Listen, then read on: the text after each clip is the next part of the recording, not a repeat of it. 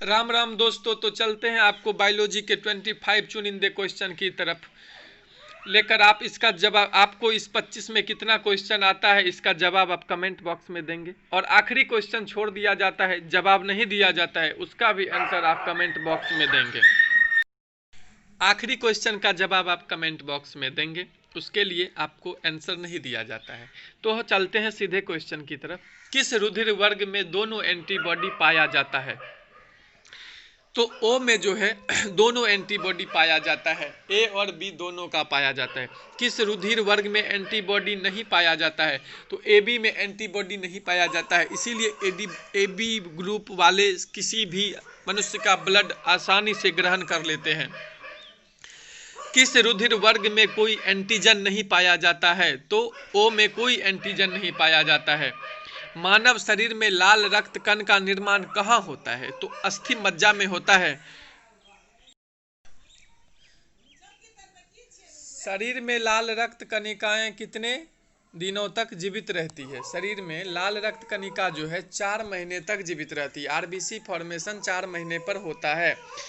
लाल रक्त कणिकाएं कहाँ उत्पन्न होती है? लाल रक्त कणिकाएं जो है उत्पन्न कहाँ होती है?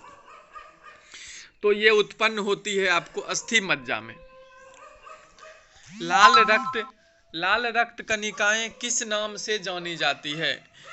इरेथ्रोसाइट कहते हैं। आरबीसी को क्या कहते हैं? इरेथ्रोसाइट कहते हैं। जब कोई बाहरी पदार्थ मानव रुधिर प्रणाली में प्रविष्ट होता है तो प्रतिक्रिया कौन प्रारंभ करता है? जी हाँ, बहुत इंपॉर्टेंट क्वेश्चन, डब्ल्यूबीसी करता है। उच्च उन्नतांश पर मानव शरीर में आरबीसी का आकार बढ़ेगा, संख्या घटेगा, या आकार घटेगा, संख्या बढ़ेगा? तो संख्या बढ़ता है। उच्च उन्नतांश पर मानव शरीर आरबीसी की संख्या बढ़ जाती है। तो अगले क्वेश्चन की तरफ चलेंगे। लाल रक्त कणिकाओं का श्मशान कहलाता है जहां पर खत्म हो जाता है, प्लीहा में आकर लाल रक्त आरबीसी आपका खत्म होता है।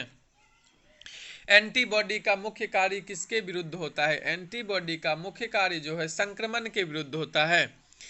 हार्बर्ट का मानना था कि छात्रों को पढ़ाने के लिए अज्ञात से ज्ञात की ओर चलना चाहिए, ज्ञात से अज्ञात की ओर, उपरोक्त दोनों विधि का साथ साथ। तो इसमें आपका हो जाएगा ज्ञात से अज्ञात की ओर चलना चाहिए।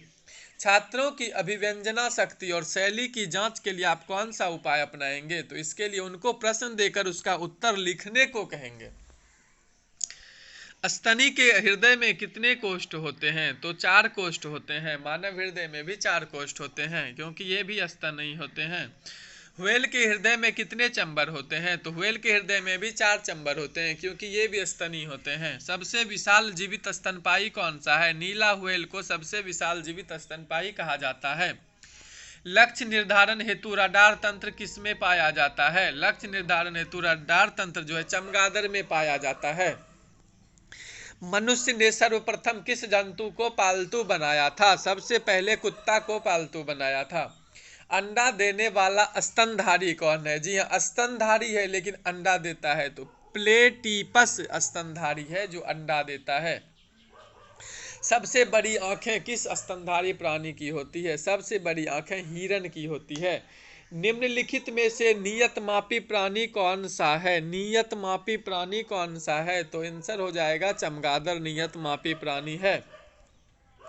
वह स्तनधारी जो खतरे के संकेत के समय गेंद के समान हो सकता है। सोचिए, खतरा जब होगा तो गेंद के समान हो जाएगा, वो कंटक चूहा गेंद के समान हो जाएगा।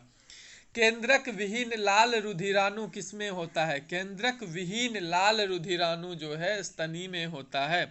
बिल्ली की आंखें रात में क्यों चमकती है? बिल्ली की आंखें रात में टेपिटम लूसिडम के कारण चमकती है।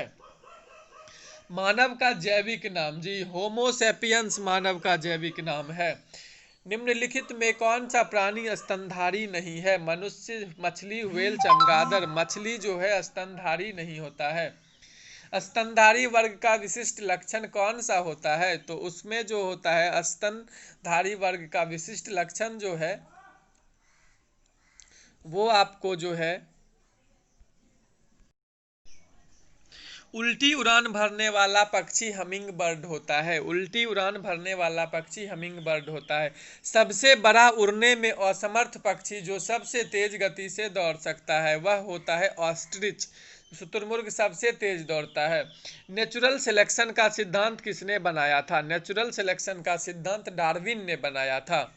मधुमेह के उपचार हेतु प्रयुक्त हार्मोन इंसुलिन का आविष्कार कौन किया था? इंसुलिन का आविष्कार जो है स्लीडन एवं स्वान ने किया था।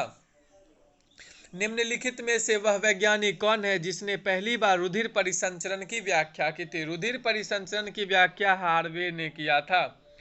निम्नलिखित में कौन सी व्याधि अनुवांशिक है? कौन सी व्याधि अनुवांशिक है? हीमोफीलिया जो है अनुवांशिक है। आखिरी क्वेश्चन मैं दे रहा हूं, कमेंट बॉक्स में रहेगा आपके आंसर का इंतजार। तितली की आंखें रात में क्यों चमकती है?